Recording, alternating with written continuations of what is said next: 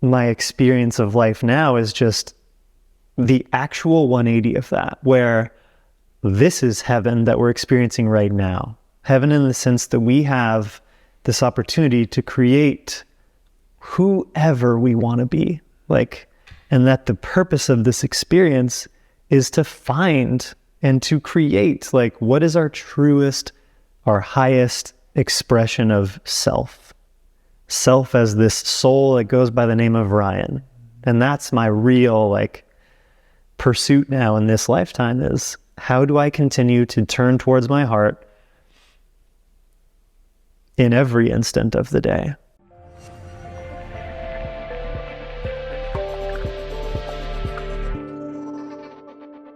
Ryan, I was looking forward to this conversation for 10 months now, because we met pretty much exactly 10 months ago. It was Portugal, Europe. You flew over, we met, had a pretty special moment there together, and we elaborate a little bit on what happened there in this recording. But I knew that once we met, we have so similar paths so far in life that it was freakingly a little bit crazy even how similar our paths evolved so far. So we had a pretty straight up bonding together and a beautiful time together. And since then, I've been seeing you go through a lot of change in your personal life for over the last 10 months. And I can just say, dude, I'm fucking proud of you. Yeah. Thank you. Proud of you. Yeah, it means a lot. Yeah. It means a lot. And I look into the eyes of a guy that is completely different, feels like newborn in a way compared to the guy 10 months ago. Yeah. And that's just for the start here. Yeah, just to set the stage. Set the stage. But maybe to go into this at the beginning, if you remember, now it's hard because you live your current life the way you do right now. But if you imagine the Ryan 10 months ago, right? Who that guy was, right?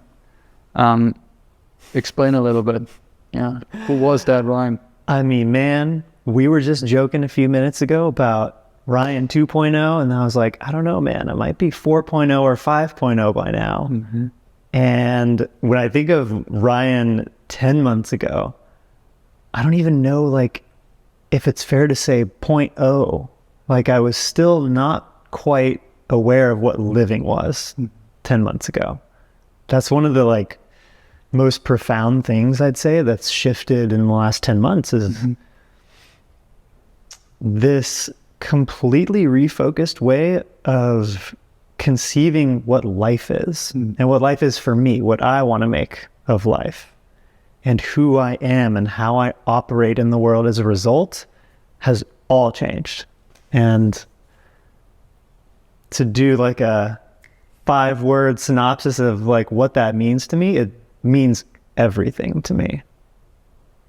Everything. Just everything. Just everything. Not less, just everything. Yeah. And I just mentioned that we have really similar kind of paths so far. And I mean, from the outside, right, in your case as well, you were making a shit ton of money, doing what you thought is your dream job, I guess, I suppose. You know, you can elaborate a little bit on this yourself, but you made, I don't know, everything from the outside, people would assume this dude had it all figured out, like fucking dream life, jackpot, all of it.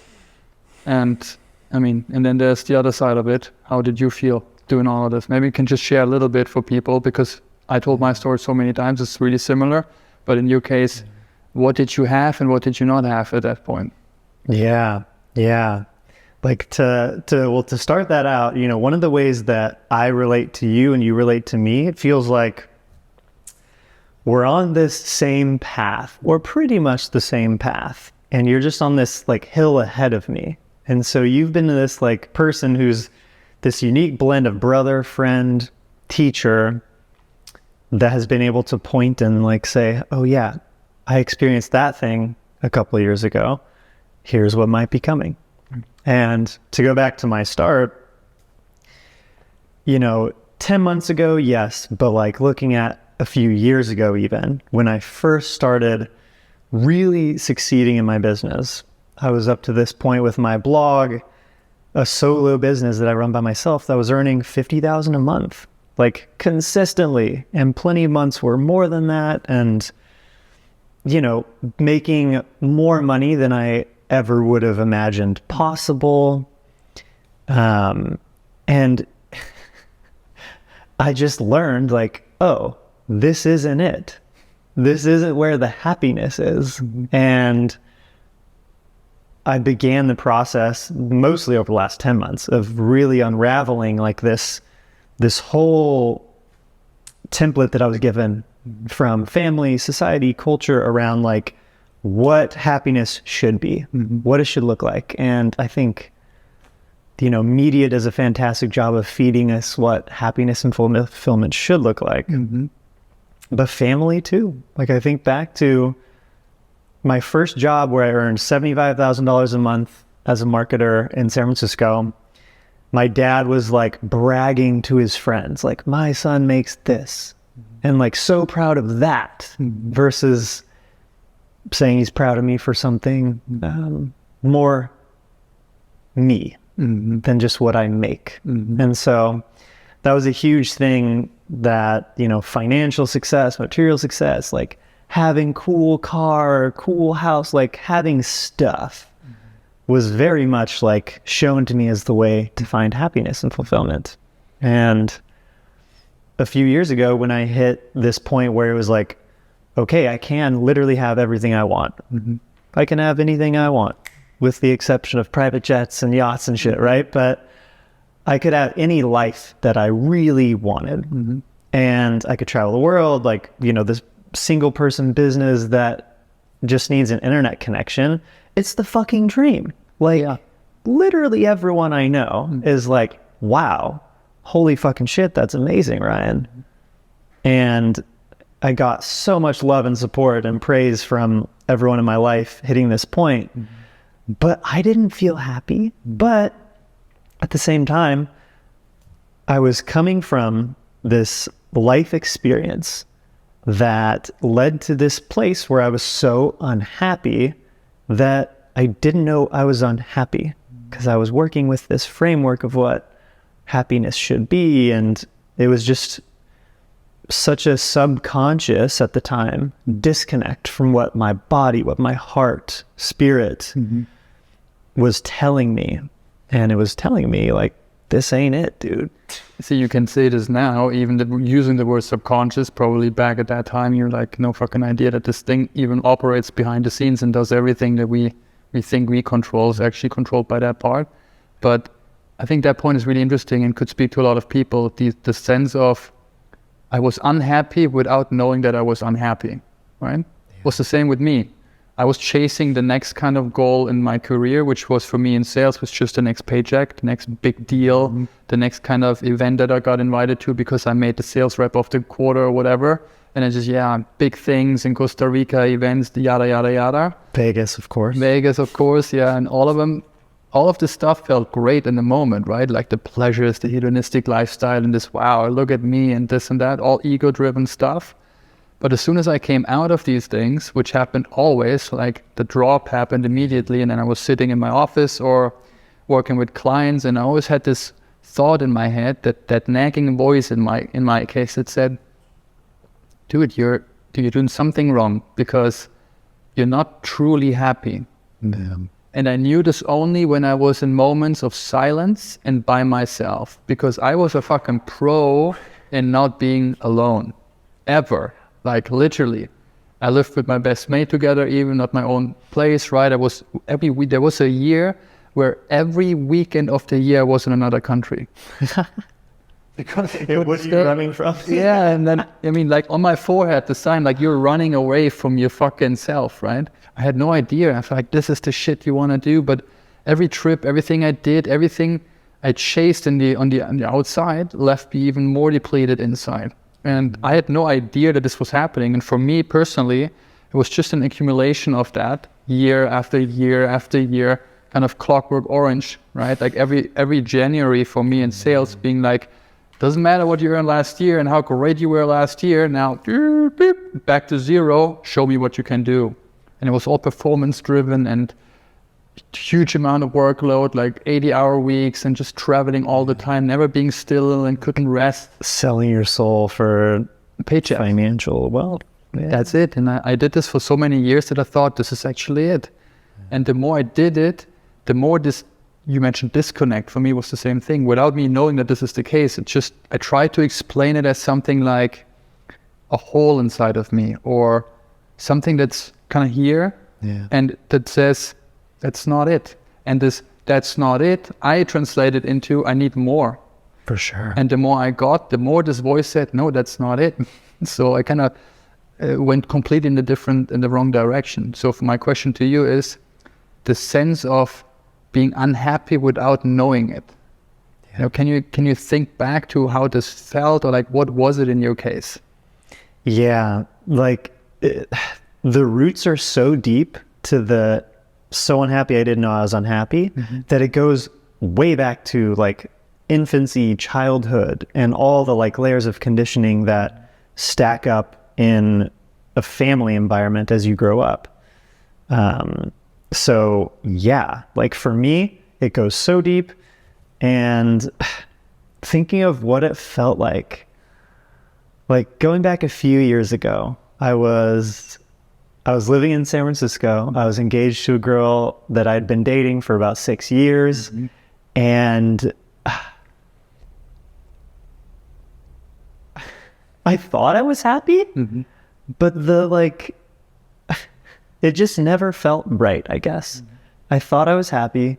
I thought, okay, I'm making this great money from my business. I don't have to work that much, like really not a time consuming like business at all. And I was engaged to be married. This was when COVID happened too. But there was a dullness to it, I would say. Like if I'm trying to go backwards now from experiencing happiness and feeling real happiness to the absence of it. And one of the best ways I can relate it is now today, happiness is felt radiating throughout my entire body when I feel it.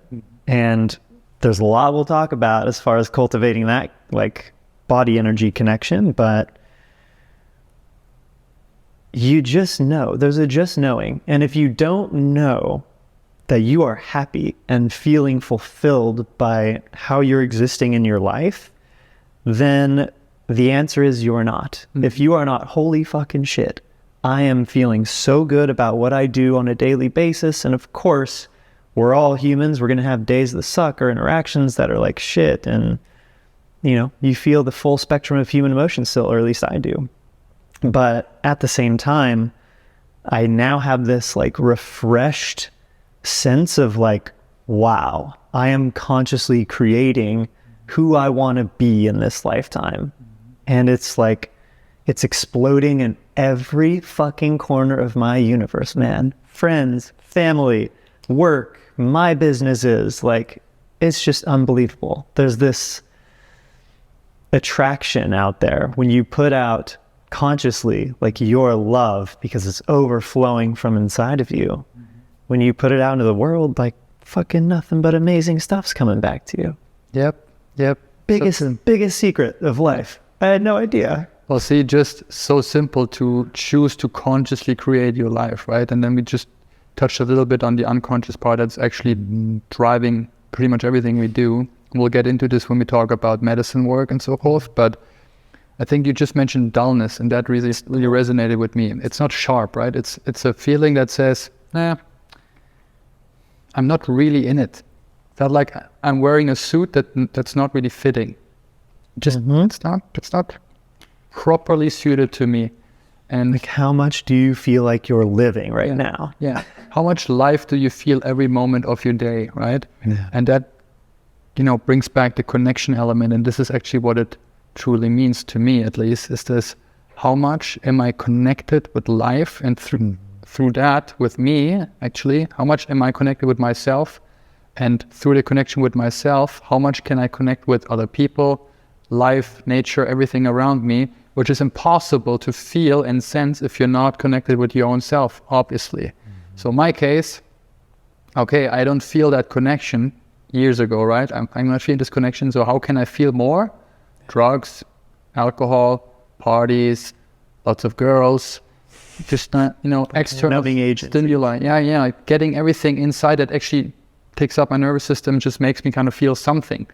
And I didn't know at that time how less I felt. And it was shocking to me to realize that I pretty much didn't feel anything, besides if I used something else that helped me feel for a moment.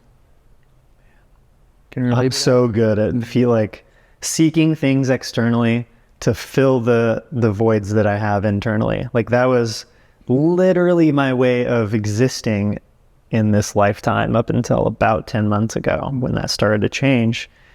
And yeah, like when you don't start your day, and this has been such a huge gift of the practice from Charlie, is when you do not start your day with loving and nourishing yourself with the energy that you want to bring into this day or this life, you just, or I'll say I just go out and I seek it all externally from other people or, work as purpose. That's a big one. Work as purpose, doing a good job, being a good boy at work. Yep. So I seek these things externally when I'm not nourishing myself with them. And love is the biggest one. Like at the end of the day, it always comes back to the same thing. Yeah, that's so true. And if I'm not loving me, yeah. Well, we'll get into this in a second. But so you were not knowingly unhappy, and then something happened that made you have a chat with me before we met. Can you remember what happened? Like what kind of led you to our conversation? Man. Yeah. This goes to the very special man, Stelly, who, having known him for 5-6 years up to this point 10 months ago, we'd always kept in touch, even when I wasn't working with clothes in that little gap period. And, we'd check in with each other. I was on his podcast at one point, Inner Work, and there was just this clear, palpable change in who Stelly is in such a beautiful way. And he didn't lose his, his swagger, bravado. He's still all the things that he was.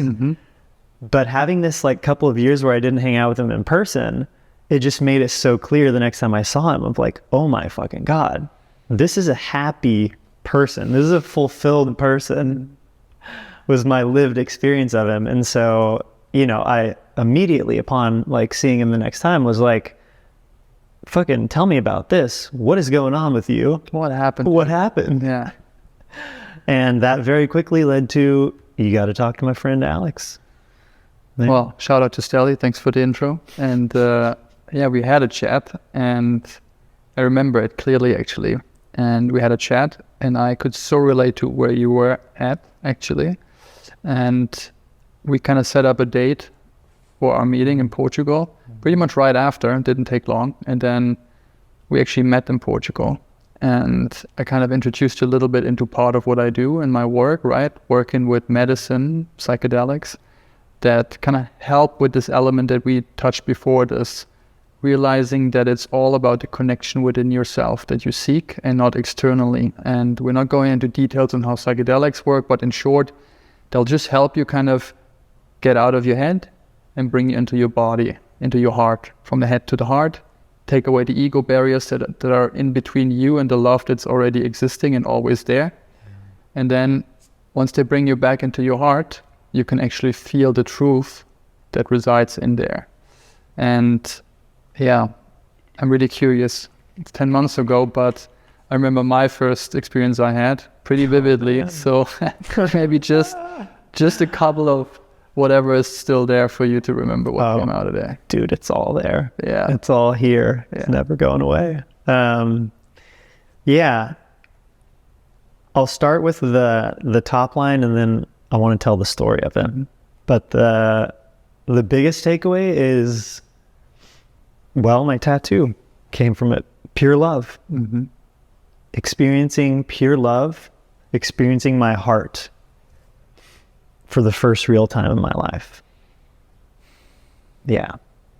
And it started in a very unexpected way, landing in Lisbon, getting a super tiny Fiat, like this tiny little manual Fiat, and then driving out to the beach in Portugal.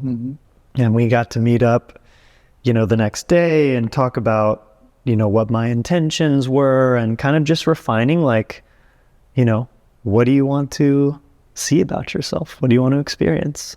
And, my experience or my intention going in was, I want to meet myself. So I had this really clear sense of like, I know I haven't really been me yet. Or, when I was a child, I had to go inward so many times that me has been so deeply in here. And yeah, on the journey day itself, like, just wow. Everything from the details of like how you set up the environment, where it was like really comfortable and like eased me in, like without any anxiety, and doing like eye shades and having a curated playlist to cultivate the entire experience. Like all of those details just made it like it was perfect. It was perfect. And so many different things came to me on the journey, experiencing it as kind of this river floating in front of me, and different objects were floating down the river, and I'd pick them up and turn them over, mostly inside, inner dialogue. But I was sharing insights with you too as it went, and as I dealt with things, I'd just sort of set them back down and they'd drift along the river. And I think the most beautiful thing about it is I could have done all of that minus the plant medicine in my own home or with a friend or something. But what the plant medicine really did for me was it turned off the very loud voice of my inner critic. And I didn't even know, like, I had heard the term inner critic before. I'd read about it and I had this intellectual understanding of it. But when it came to like my first plant medicine journey, it was like, whoa, that's how fucking loud my inner critic voice is. I'm almost all just inner critic voice all the time.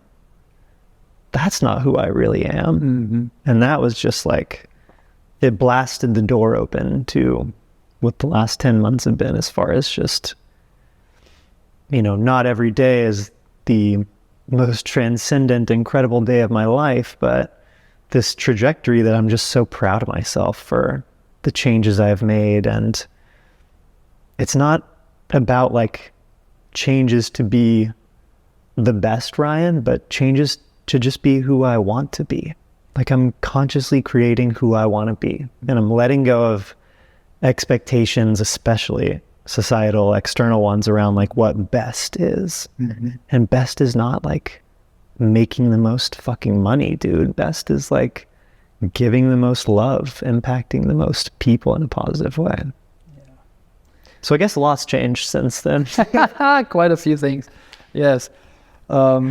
Yeah, dude, I remember that journey vividly. And yeah, you didn't say much. And it was just a beautiful, beautiful experience you had. And I think the one thing that you said, I'm not sure if it was during the journey or after, was that tattoo. Yeah. You just said, oh man, I am pure love. But now you can think, okay, what is that? Yeah, like this, look at this guy saying all of this stuff, and that sounds so crazy and weird, but it's not just words. In these experiences, you become this experience, right? You really feel it, and you are it. You are it, right? And talking about the journey from the head to the heart and from the unconscious to the conscious, this is all that helps doing, right? It's just kind of a vehicle, like a catalyst, I call them normally, that actually helps you to just lift the veil of ignorance and help you to uncover all the subconscious stuff that's buried down there somewhere inside of you that is actually driving the car the whole day, right? Like, I need more, and I'm not good enough, and I learned this in childhood, you should be this, you're not this and that. And then we go along in our lives and just try to fulfill these subconsciously imprinted beliefs that are completely false. And that direct actually the outcome of our lives. And since we're so similar in our journeys, we have pretty similar false beliefs that we inherited. And one of them for me was, you're not good enough the way you are, full stop. It's, you have to do something to earn the love that you seek. Do this or be that is like... And I was a professional human doing. Yeah. Forgot that I'm a human being, right? I was just super good in doing shit.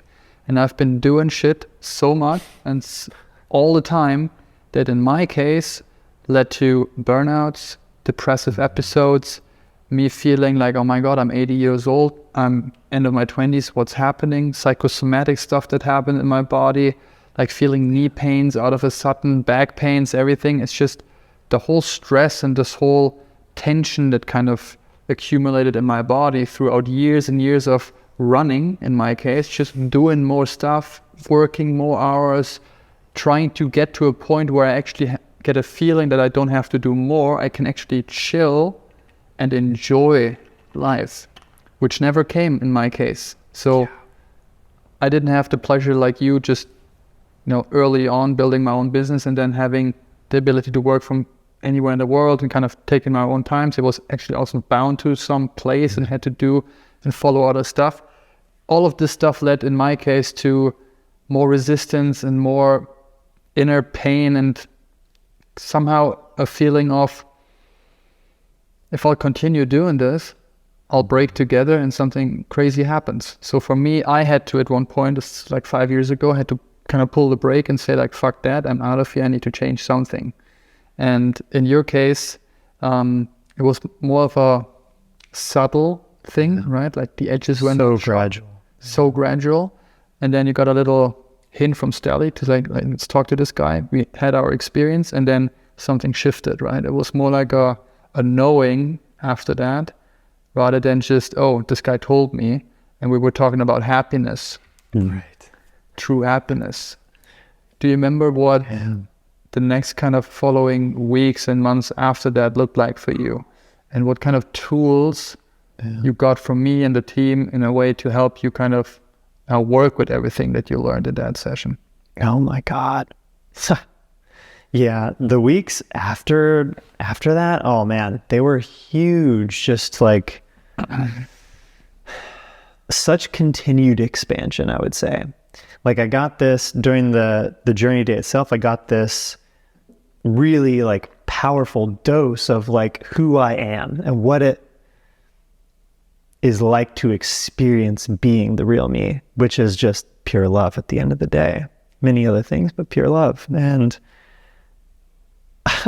like experiencing that, I'll never forget it. And I like, that was just on my mind and on my heart, like constantly for the like few weeks after that. And I remember lots of voice messages from you. Oh my God, voice notes nonstop. Like, oh my God, I discovered this and I experienced that. And just like the richness of life was like just brought so clearly back to me of like, wow, this can be that. Like I can be that like fulfilled from just a freaking 5-minute conversation in a coffee shop with a stranger. Wow. So lots of those kinds of moments over the coming weeks. And, you know, some of the best, like most helpful stuff that you guys gifted me with was like, first of all, Caro being like this unreal, like, you know, she goes by the label of psychotherapist, but what she actually is like, oh, well, she defies words, but she's this being of like such pure love that if you sit down next to her, or in my case, being from the US, over Zoom, within 30 seconds, she knows your heart. It's just like this, she's such a perfect mirror with me in all of my conversations with her. And this was just amazing in the weeks after too, like having that support of like, talk with this person who's gone through what you're going through. They are experienced with using plant medicine themselves, so they know what this is all like and what happens, and like just having this like cocoon of like, we got you from all these different areas that are like, yeah, someone who's just opening their heart for the first time, they're going to have a lot of questions and a lot of things they want to talk about. Yep. And being that person yourself and having someone like Caroline, who also has this like trained background, fucking amazing, unreal. And then later, like Charlie and her practice of my daily yoga and breath work and meditation stuff eventually came into it. And that's when the hockey stick really shifted. Yeah. I mean, to just put it in a nutshell, is kind of, and I talk a lot about this on my podcast, the idea that, you know, plant medicines do everything for you, do the work, is false, right? They're just a catalyst. They help you to open up to something that you can't access yourself, for instance. It shows you what's there. It shows you, it opens the door and says like, look, this is the door, and then you're allowed to go through it, but you have to still walk, right? And so it pretty much comes back to the daily practice that you do. In a way, some sort of a spiritual like practice that might have not been there even as an idea for someone that is so disconnected from life or spirituality. In my case, it was like, oh, I don't believe in God. What is God? I'm like, religion, go fuck that. And for me to have one of these experiences brought in so many new dimensions of life that I didn't know existed even.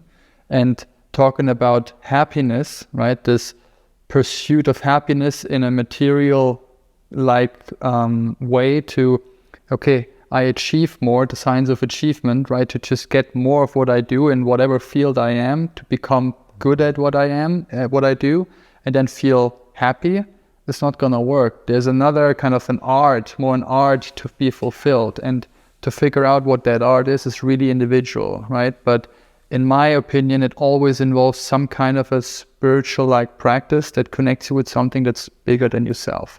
Because if you start just looking at your own self, the tiny little pretty self that you are compared to the whole, you know, cosmic thing that's going on around us, and you don't get the point that it's all about kind of giving and serving to then get back what you kind of planned out there, you're missing the point. And that's another big gift that these tools can give you, to realize, oh shit, the more I give of myself, in your case pure love, right? The more I give love, the more I get back from all angles in the fucking world. And that's true. And if you get it and feel it, and you just mentioned it, shit happens. Shit starts happening from everywhere. Just everything happens. Yeah. Unbelievable. Yeah. And what you said there, like, this was a feelization. I'm calling these things feelizations now. Yeah. These felt realizations. I got this as a feelization recently too, of like, wow, this came to me like as a fully formed like truth to me, not just like this thought in my brain, because I now know the difference between those two things. Head and heart are different, but yeah, giving love to others is giving love to yourself. And like receiving love from others is receiving love from yourself. Because ultimately we are the gatekeeper of whether or not we choose we're worthy of accepting love from ourselves and from other people. Yeah. Well, since you just poked that topic open, what is love to the current Ryan?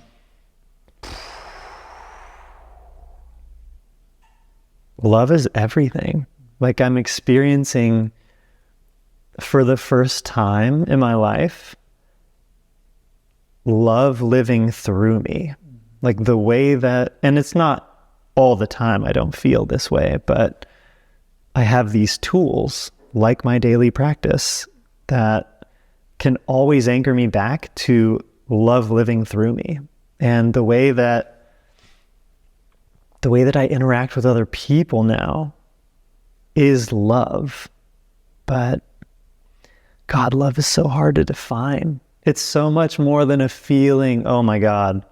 It's so much more than, you know, old Ryan definitely thought of love as a thought and a feeling. Or like, I choose to feel love for this person because of XYZ, which is very conditional.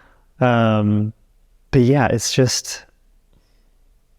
this quality of being that is just pure truth. How would you define love? Pretty much along these lines as well. It's definitely not just a feeling, right? It's not a feeling to me. It's more like a state of existence that is always there. If you see it or not, it's always there. Question is only if you're closed or open to it, to experience it. And if you are learning to open yourself up to it, you realize that it has always been there. And the only thing that was between you and that thing was the story you kept telling yourself. Right? The barriers that you kind of build around your own heart to not feel it, to not let it in.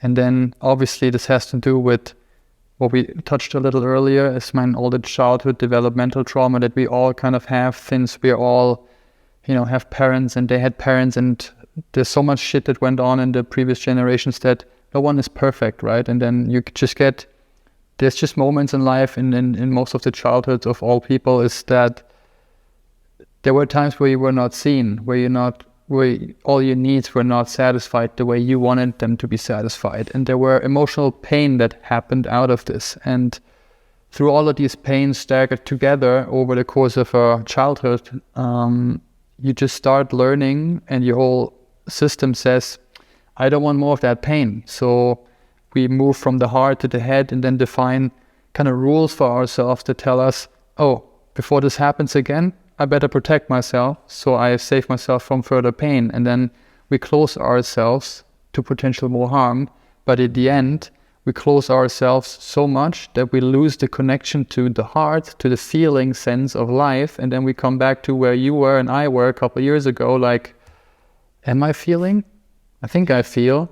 I'm not sure. It's all dull. I think I feel is a really good, I think I feel, right? That's a great barometer on whether or not you actually feel. If you think you feel, probably you don't not feel. Yeah, probably not. But to get this understanding even, right, and this comes through the work itself, and you got informed through us that, there's trauma, and oh shit, I should actually read up upon what that is and what it did to me. And then we look into childhood that we never look at because we think, well, childhood is the past, I now live here, right? I think positive thoughts, and then, let's go about my life and I'll work this out. But this is actually what will not help you release all of the stored emotional stuff that's still in your body. And some of it has to do with actually realizing and owning that the past happened. We can't change the past, but what we want to do is we want to honestly look at what happened in the past to actually accept it fully and relive what we previously were not able to feel because we were too young, there was no one around us to support us, right? Mm-hmm. And we can do this through, for instance, therapy or body somatic work, and we can get back into a state where we can actually relive these old memories and feel, and so our body is able to shake it out and relieve all of the stored emotional trauma at the end, right? Which is just energy at the end. And once you've done all of this stuff, you feel more connected to these parts that you actually put aside and put away for a long time. And the more you do this, the more you realize you come back to your real self. And that's why also you could say that this whole journey to come back to yourself is a journey to more wholeness, right? Because all these parts you just bring back to yourself. And the more you bring back of these parts, you realize, oh shit, I'm so much more than the Ryan that is successful with his blog business and is good in this and that. There's so much more variety. One of the biggest downloads that came to me on my first journey was, I am not my blog. Literally what you're just saying. Yeah, we start identifying with stuff that we then think we are, but which can't be further from the truth. Yeah. The Ryan now that I see and that all the discussions we had over the last couple of days has a blog that is super successful and will continue to be super successful. But then there will be so many more things that Ryan also will bring into the world, but you're not identified anymore, as at least not that much, with that blog business that I built, right? That has my name on it and that, people look up to me for and so forth. Because the Ryan now, I know because we did it yesterday, can just go on a hike, sit there and watch a sunset and be so connected with that moment that there are tears in his eyes, that he thinks, wow, life is so beautiful. And just 10 months ago, I wouldn't have felt this. Wouldn't have felt it at all. Oh, cool sunset. Yeah. Snap. Maybe I'll take a pic. Yeah. But I think this goes back to something you were talking about earlier too, where, you know, people like us, especially like, you know, men in their 30s these days, like a lot of us were taught financial success is the measure of happiness, fulfillment, right? And so we become these professional doers. Let me tell you, I am a fucking good doer, man. I saw that. Yep, you are. I can execute anything that I want to, right? And the way I'd frame it now is like, okay, I had this part of my life already, this up till 31, let's say, and I developed all these incredible skills, you know, this network, this talent, this ability, this experience. And by unlocking my heart now for the first time, I have already done this hard work of like, here's all the stuff that a lot of people have a much like longer journey with in their careers. Now I get to reposition this stuff towards what my purpose work is too. And I think that, like, going back to, you know, anyone who resonates with this conversation and is feeling like, I don't know, hesitance to think about trying something like this, like, what do you have to lose? Especially if you're in this place where in your career you feel, you know, you've done good stuff already, or that you're content, or that you're at a high point. I just find this so like common with all my friends who are like financially successful and have businesses of their own, or just really high paying jobs. And there's still that lack of fulfillment that's just dull behind the scenes. And, you know, it's the biggest gift that I can give to these people I love and care about, to show them the path to their own hearts. And dude, you just get to bring all this really cool skills and stuff you already accumulated into the next chapter of your life. And that's like, my heart just started exploding once I realized, this is my life, this is where I am, and, you know, I'm finally awake, and I have this, I can do this stuff. So, yeah. Waking up to this realization that it has been there the whole time.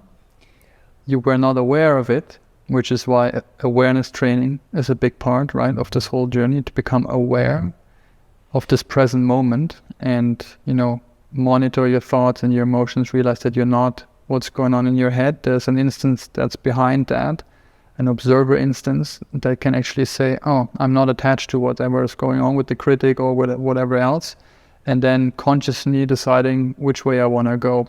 But that point that you just mentioned with purpose work, for me, while I was doing my sales job, I always thought I'm really good at this, but it doesn't feel like that's the end.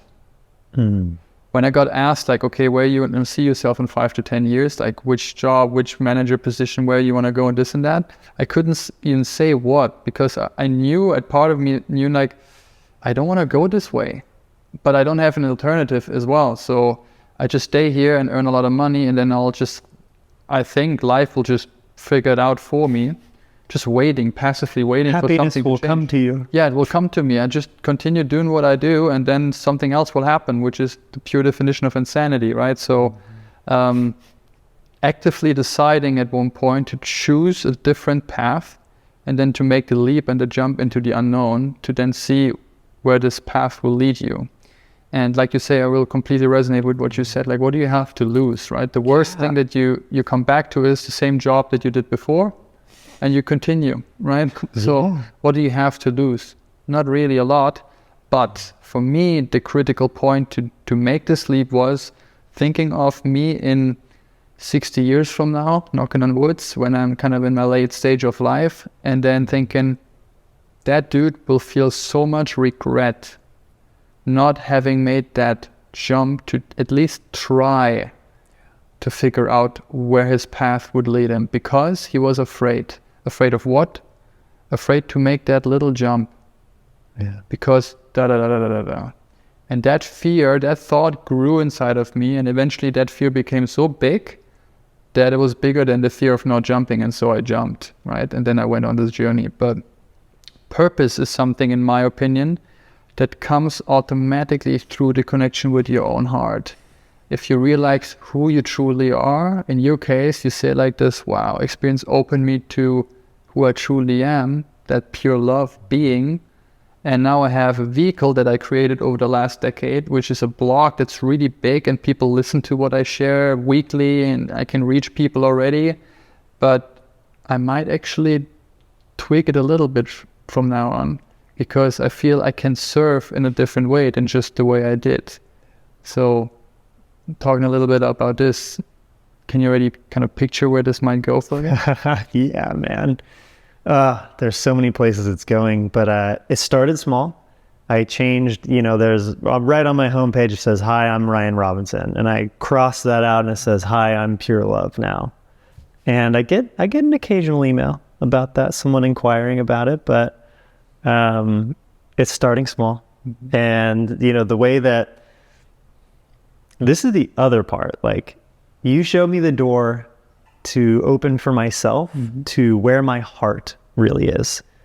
And both purpose just flows through that when you're connected with yourself, like coming back to the daily practice stuff. Mm-hmm. Like when I'm staying connected to myself, it just flows. Mm-hmm.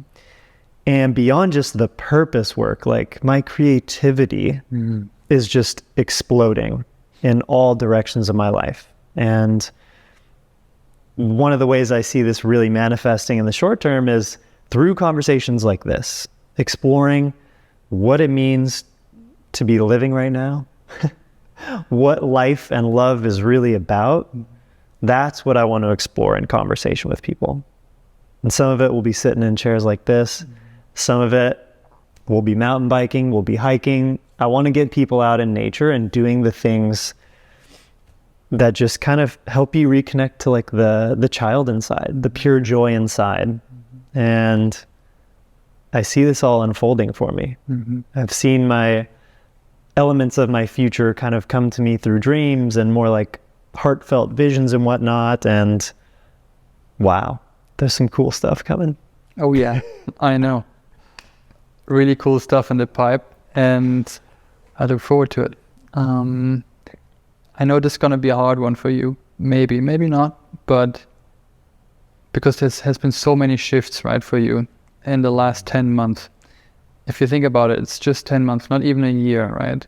So what did not change, right? Like pretty much everything. But if you have to pick one thing, right, just one thing that you think stands out the most, and tell your older self, right, the Ryan 10 months ago, that doesn't really know that he's unhappy and just goes about his life the way he did and cruising around, on autopilot and like, do this and this, and I'm in a relationship, I'm not really happy in this. Talking to this guy through a time machine, and you can talk to your old self. And what would you tell your old self that the outcome will be if he does this jump now, 10 months from now? It's so simple. Like, it's so simple. It boils down to like one sentence. "Hey, Ryan, do you want to know who we really are? Do this." Wow.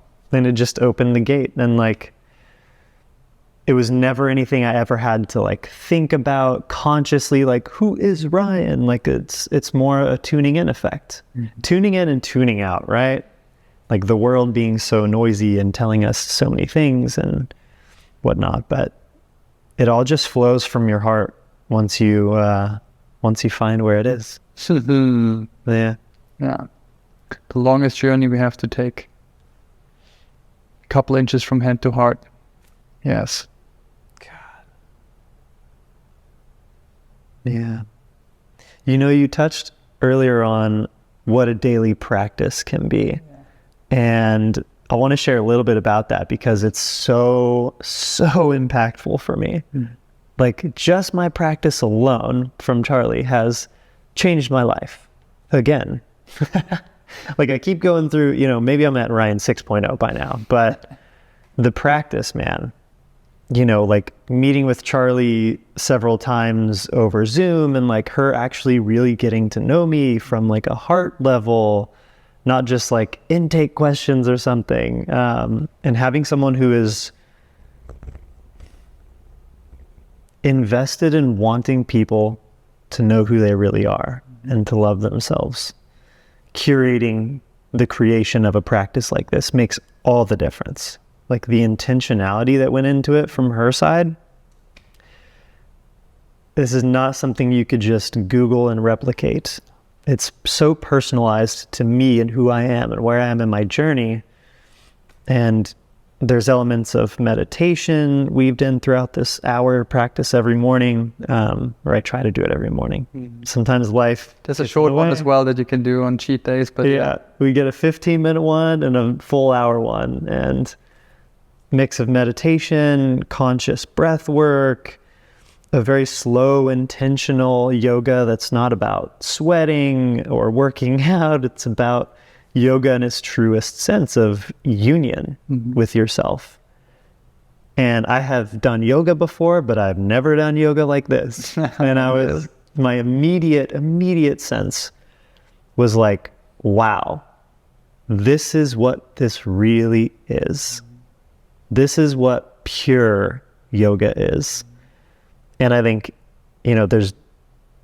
have your fun with doing acro yoga and shit. Like, it looks awesome, looks like a great time, but that's not like the purpose that I believe yoga was intentionally designed for, and how it became a tool for spiritual connection and connection to like the God within over thousands of years, right? And so this gift of not just all that information, but like having it just come into me from someone who was like so pure of purpose with it. Unbelievable, man. Like that is the most important part of my day by far. And like there's an important lesson that I got from having a 1 hour practice too, is that on days that I fail to do it, or like feel like, oh, I got a bunch of shit I need to do this morning, I don't know if I can do my practice before it. That's also part of the point of like, are you prioritizing nourishing yourself, giving love to yourself first before you go out into the world? Or for me, before I look at my phone, because the world just comes to me in the morning. So yeah, there's so much that folds into what the practice is and what it represents in my life. And yeah, it's just a reconnection to love. Like it's a reconnection, like it opens the door again if it closes. It keeps the door open to that first experience I had. I think that's the right way to say it, right? It keeps the door open. And that's what I meant before with, we can't just bet on an experience like this and then say like, okay, now I'm done. The door will close again, right? So it's the daily commitment, or actually a lifelong commitment, if you ask me, to choose this path, which is ultimately leading to freedom in the truest sense, right? To become who you truly are and who you truly want to be, right? And everything that comes with it. But it has to have a commitment that only you can make to say, I actually do want to experience that version of myself. And I remember back to when I was still stuck in that job that I didn't really felt fulfilled at all. I knew this somehow without anyone telling me. Everyone knows this. If you're really, really honest, I believe, and you look in the mirror, especially as a guy, and then you have to tell yourself, no one is listening, so you can be really honest, right? And then you look in the mirror. But can you be? Yeah. But if you're then really quiet and you look yourself in the eyes, and then you have to tell yourself, are you living your full potential right now? And then there's some part of you will resonate with, no, dude, there's more you can do. And I don't mean more in a sense of, what you're already doing, but more as in living more fulfilled of who you truly are, serving more, being more connected in relationships, giving more to other people, whatever that means for you. And for me, clearly, coming back to the feeling of dullness, it was, fuck, dude, no, you're not completely living what you're meant to be living here, but you're afraid, dude, to choose that path because you're not sure what's going to happen. And I see a lot of guys in our age group actually stuck in that pattern. It's this, I've invested a lot of time in my career and I've built up this mountain of success, and now I'm on the peak of that mountain maybe, right? And I look around and I thought I'm going to enjoy this view a lot because I fucking sweat, blood, tears, everything went into this. I'm on that mountain and I don't really like it. It's a pretty empty mountain. Pretty empty. There's a couple other people around you and they all drink champagne and they're like, oh, look at this. But you're like... It's a well-dressed mountain. A well-dressed mountain, yes. And there's helicopters and shit. And this like... But that's not where I want to be. And a great analogy for me is kind of the second mountain analogy where once you climb that first peak, behind that, because you were in front of that mountain, you didn't see it, but once you're up on the peak, you see another mountain in the back and you know this is actually my real mountain. I had to climb the first one to realize, shit, that's not it. And I see the other one further in the back there, but I know how to get there means I need to climb that motherfucker down again and lose all the shit that I brought up here. And that part, in my case, that ego part that says, hell no. Dude, I worked 10 years. Who's going to tell me to drop all of this now? No, I'm going to stay here. In my case, I did this for a couple of years and I realized, yeah, fuck, but this staying here doesn't bring me to that. I know I need to get to that other peak. And then the climb down happens again where you lose and strip away all of the bullshit that you don't need. And then you climb the other mountain, which actually consists of completely different tools that you need to get up there, which is kind of your spiritual path. And you just mentioned a couple of them, right? Meditation, awareness training, body, somatic work, therapy, coaching, whatever it is to climb up that mountain. And for me, that second mountain is so individual. There are no footsteps as well, right? Because it's your path and there's no one actually that walk your own individual path before. There's guideposts and people that can help you, but you have to walk this path. And the more you climb that mountain, for me, it was different than the first one. The more you climb it, you feel it while you do it. Oh man, this is the right one. Yeah, this is the mountain. This is the real mountain, dude. Thank God I'm on this fucking mountain now. Yeah. And like, thank God this is as hard as it is, because it's uniquely hard for me. It's supposed to be hard, right? Which makes you then go through that growth, and then ultimately, if there's even a reaching point on that second mountain, but guess what? It goes into the clouds. You don't know if there's actually an end point, but you, as long as you're on that second mountain, the feeling that you have is, for in my case was, oh God, that voice that I had every day in my sales job, dude, it was every day said, it's not what you meant to do. It's not, every Monday at least, it came back like, Definitely. God, dude, not this again. But I kept going and going. But since I started climbing that second mountain, that thought never came. There's other stuff that came up, other challenges and so forth, but it never came to me to question that this is the right way now. And boy, what a relief that was. And that brings me back to, you just mentioned God a couple of times. And if you would have talked to me 5 years ago and mentioned God, I wouldn't have had any concept whatsoever of what that means. None. So I know that you were brought up in a really Catholic kind of way, I think, right? Like lots of religious influence in your family and where you're from. And maybe just to touch that a little bit, you grew up with a really special view on what God and religion is supposed to be and what to believe in and so forth. And then now we have a completely different view and take on what that actually is. Maybe you can elaborate a little on this. Yeah, it's completely changed.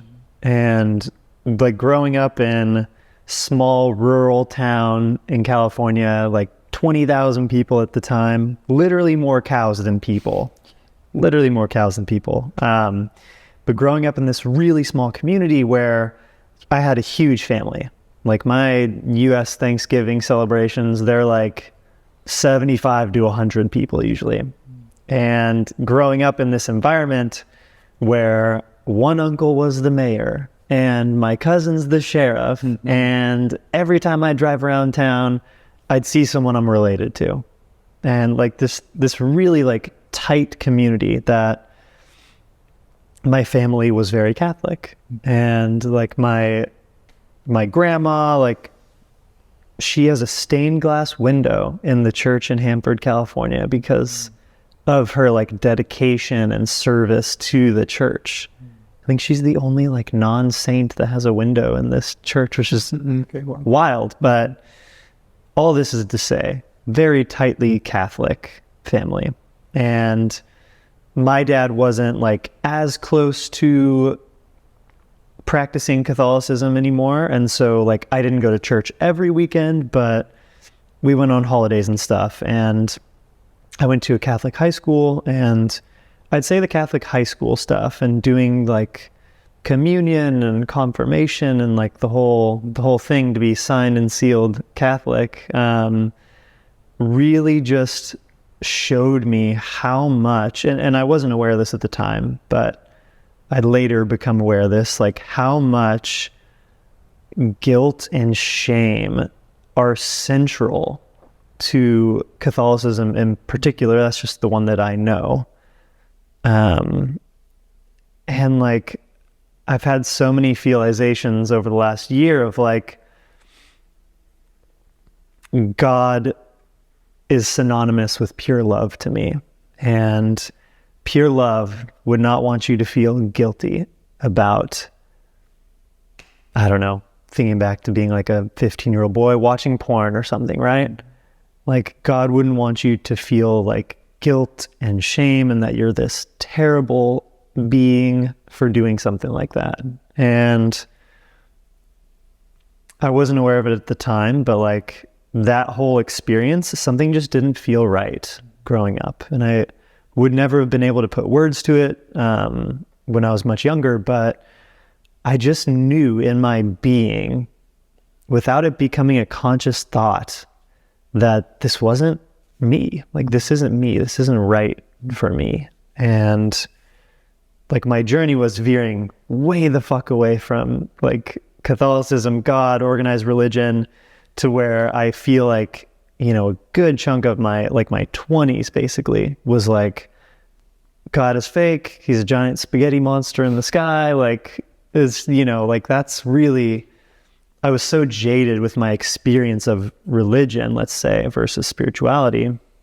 My experience of religion and others telling me what God is, who God is, what's good, what's bad, versus now my conceptualization of it is like spirituality is so personal. Like God is to me what I make God to be, and I'm experiencing God in everything.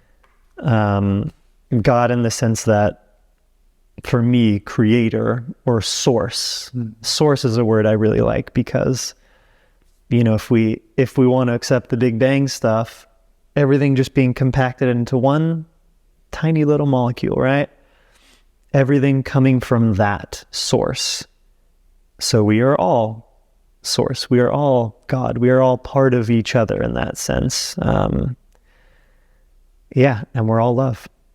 That's my conceptualization today. So it's been a long journey between growing up and having people tell me what God is or what God wants from you. I think that's a really big one with organized religion. Like, if you follow these rules and you're a good boy, good girl, then you'll go to heaven at the end of the day. Mm-hmm. And my experience of life now is just the actual 180 of that, where this is heaven that we're experiencing right now. Heaven in the sense that we have this opportunity to create whoever we want to be. Like, and that the purpose of this experience is to find and to create, like, what is our truest, our highest expression of self? Self as this soul that goes by the name of Ryan. And that's my real, like, pursuit now in this lifetime is, how do I continue to turn towards my heart in every instant of the day? And some days, you know, maybe I turn towards my heart once. Maybe some days I miss it entirely still because I'm still human. I'm on this journey. But there's something just so fulfilling about knowing I'm on the right fucking mountain. And yeah, there's going to be cliffs. There's going to be parts where you fucking slip and slide down a few hundred feet. Like, I experience it all the time. But knowing I'm on my mountain wow, pretty hard to assign like a value to something like that. Yeah. That's so true. And what I just felt while you were talking about is beautifully put, by the way. I would have used the exact same expressions. Well said. And for me, this change that you just described feels like a trust in life that I didn't have before. And I think this has to do with this ultimate now belief that this journey is so much more than our little human. I lived for a couple of life years here and then that's it. This connection to something really, really big and large than ourselves. And I mean, these plant medicine journeys, they can help you actually see this and experience it. So that helps a lot. But this fundamental, it's a gut feeling more than anything to me that says, you're on your right mountain now, and you know it. You feel it and you know it. There's no doubt about it. It's so personal, like you said, but you are on your fucking mountain, and every day that you wake up, you can consciously create whatever the fuck you want. Mm-hmm. Connecting with your own source, with that God part, the divine part and element in yourself, and then using everything that you've been given in this life to express yourself fully and give to others what you're meant to give. And through that, like we used at the beginning, the idea that the more you give of that thing, love, the more you get in return. And once you get that one and see it in action, it changes everything. And that it's infinite. Yeah. There is no like capped capacity on love that can be given and received. It's everywhere. Yeah. And like, love is actually everything. And then you think, what can that be? And it's practically speaking, and this whole, we love kind of talking and feeling, but then pretty practical, your own way of that love that you can express could be really serving people as in a capacity where you actually give your hand to someone and help them in a service profession. But it could also be just connecting to the art you're actually, because you're a musician or like another form of artist, and really connect with what you put out there and just feel the joy of that art, that whoever will connect with it, you've given that person part of your own love through that.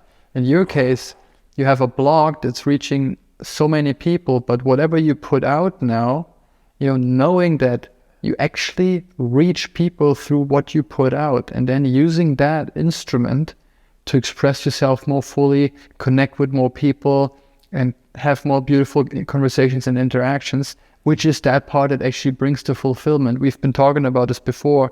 This one side is that science, like I get successful at what I'm doing. I can learn the mechanics of how to climb the first mountain. There's a sign that says, use your boots, and this is actually the waterfall. You have to, and you go up that first mountain, and you're there, and you're like, fuck, I'm not fulfilled. Down again and up the second, and that's an art form. And to figure that out for yourself is that individual beautiful journey that I would call the spiritual path. And you're on it, my friend, now. Yeah. And fucking great to have you. I'm fucking beyond pumped to be here, man. This is the only place for me. Yeah. And I want to add on to what you just said there. To be able to, you and Caroline and Charlie, you guys have given me so many gifts, but to give me the gift of my heart was a huge one. And through that, another gift you've given me is, now that I have access to my love, I am consciously putting it into the creative acts that I'm a part of now. And it's all completely different. Like, first of all, it's most importantly differently because it's like, why am I doing this? I have this blog business that's been running for 12 years, but my why behind it is completely shifting. And like, I'll keep the things going that continue to drive business results, but I'm planting these seeds now of like, okay, here's where I'm consciously sending love into these creative endeavors that are going to be bringing love to other people, and it's in their various forms.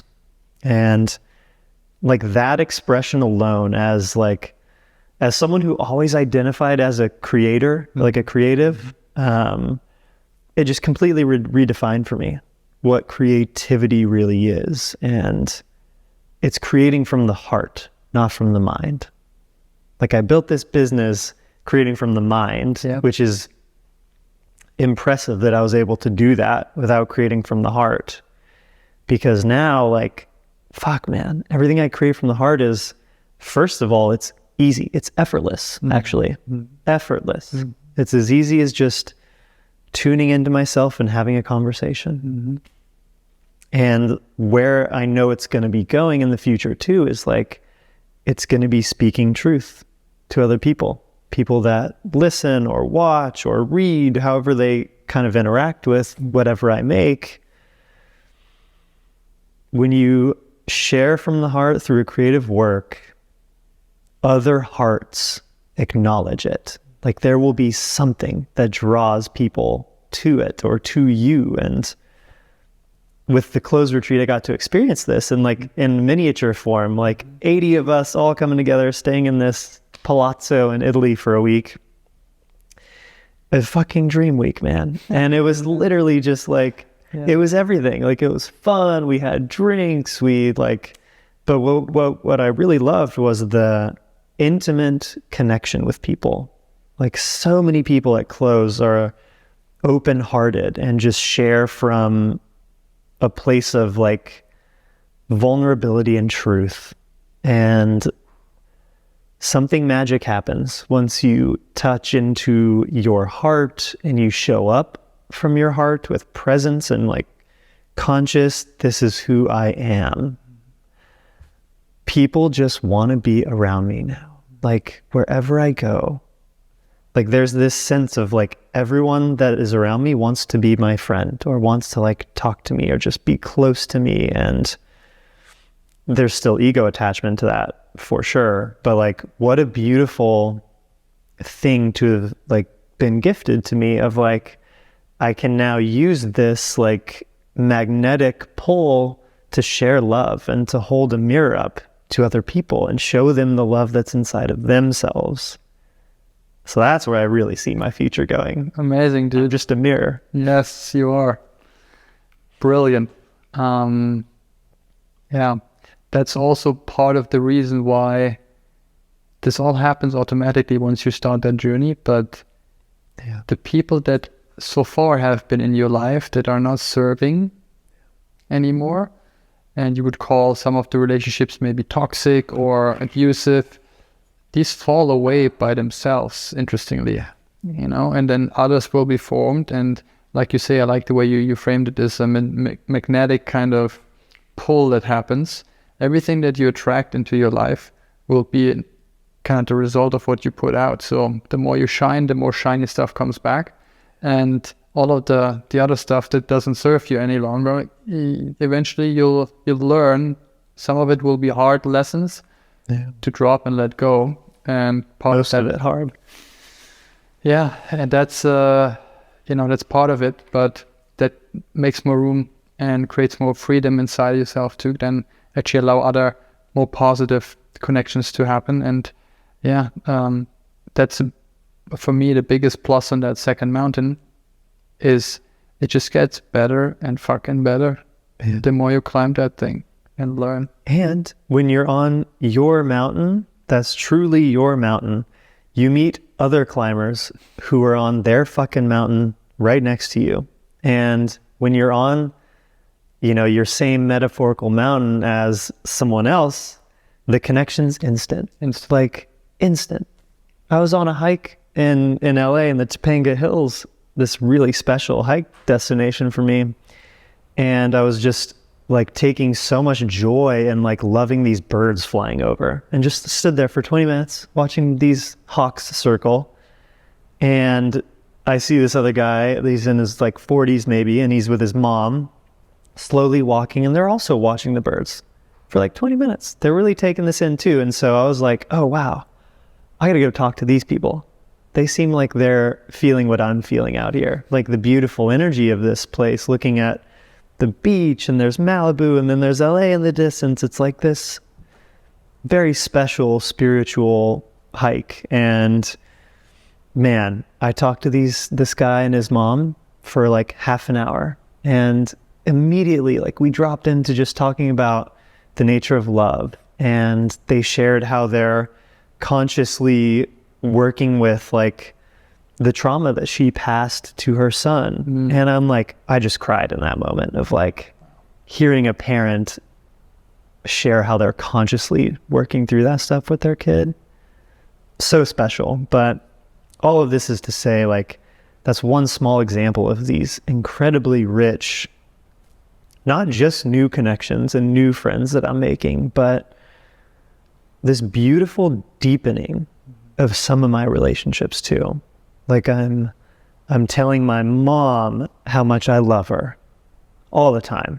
And this is not a family that, like, we didn't grow up with much like outward expression of love. But I consciously decided this year of like, I am love. I want to express love the way that feels pure and natural to me, to the people in my life whenever I feel it. And so I released the like inhibitions and rules around love. And so I've been saying I love you to my mom so much, and like get to experience her heart expanding too. And she actually started a blog a few months ago, which is The Minimalist Boomer. It's like, it's amazing. And I'm just proud of her, like so proud of her, because I get to see, now I'm going to cry. I get to see her like exploring who she is through this writing. And like, oh man, how do you put a price tag on that? Yeah, see, that's a good question. Like, how much would that have been worth for the old Ryan? Like to you know, going back in the time machine, telling yourself, you know, this is what awaits for you. How much are you willing to pay for it? Yeah, it's hard to say, right? God, it's so hard to say, but like, it's definitely closer on the end of the spectrum to everything that I have than it is on the lower end. Like, to be able to have my heart for the first time in my adult life, and this path now where I'm learning to live with it, through it. Dude.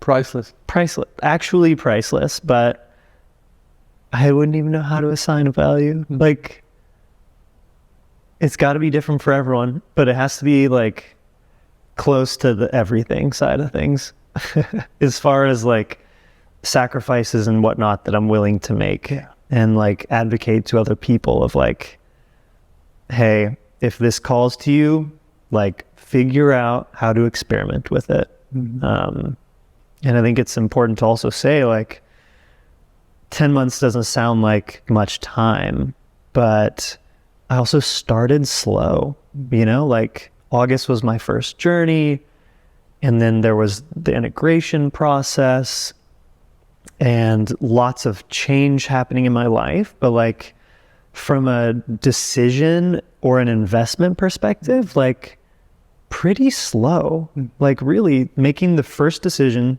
to do the first like journey felt like a big decision at the time, but like there was this trust transferal from Stelly, who I love and appreciate and respect,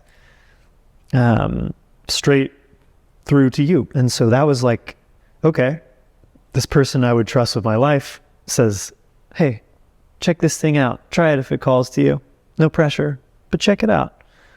That was all it took. And, you know, like if I can be that person for anyone else, to be a trust transferal vehicle, or like, you know, call me and I'll talk to literally anyone about this anytime. And my phone number is pretty easily accessible on the internet. So that's a dangerous thing to say, but maybe email me first and then we'll talk. Because it just brings me so much like love and joy to be able to share my love through this as a vehicle of like, check this out. If it calls to you, you'll know it. Just listen inside. The answer is probably yes. Just matters how many layers are stacked on top of that calling. Because it's worth everything. Yeah, man. Thanks for making that leap, for the trust. That random dude in Germany, right? Like, fuck that. I'll do it. What do I have to lose? And I'll look at you 10 months later. And it's not been a year even, right? Just a little bit more ahead of your journey for that year. I'm looking forward to it. We'll have a little secondary sit in the Netherlands soon. Another sit with the medicine, which will be great. And yeah, it's been a fucking pleasure to see you grow, dude. Like, has been really an honor and a pleasure. And continue shining, whatever you do. And you're already having a huge impact on people's lives, but now with a new kind of angle towards, consciously deciding what I want to put out now, more from here than from here. Well, I can just imagine where this will lead in 10, 20, 30, 40 years from now, right? Like, how many people might be or will get actually impacted by that. Incredible. So, yeah, if I had just a little bit to do with it, I'm happy. And you had a lot to do with it. Showing me what my purpose is, of that others love themselves and how deeply connected it is to loving myself. One of my biggest life lessons right there. boom. Amazing. I think that was it for first recording. Pretty good. Yeah. Any final words of wisdom you want to share? Anything that's still there? I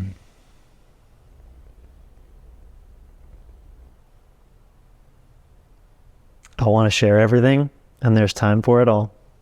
So yeah, I think I'll say just that all I'll ever be is a mirror. I can't give love to anyone, but I can show others by being a living example of, I've found this much love inside of me. And while I'm not living in pure bliss and pure love at every second of every day, just wow. And if I can hold up a mirror for other people to start to experience or start to ask questions that lead them on the path of experiencing their true nature and the loving nature deep within us all, I can do nothing else more important than this lifetime. And I'm dead serious when I say I'll talk to literally anyone who wants to talk to me about this. So we'll have to link my email address in the show notes. Everything will be in the show notes, yes, for sure. And thank you, brother, for the time, for your beingness, and for the work you already put out there, and more of it that will follow from here onwards. So thanks a lot. Thank you, man. I love you. Love you too, dude.